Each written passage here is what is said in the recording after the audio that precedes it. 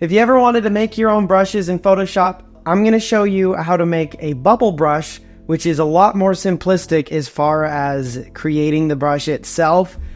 Okay, I've opened up Photoshop and I've got a white background here. Just click right here in the center with black.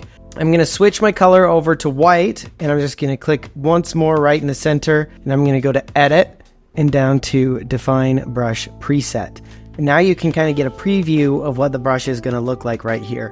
Going to swap over to this beautiful underwater scene right here. Here you can adjust the size, but more important for us, you can adjust the spacing. So now when I draw, I've got space in between my bubbles so I don't get all of that white space. I am going to up the size jitter.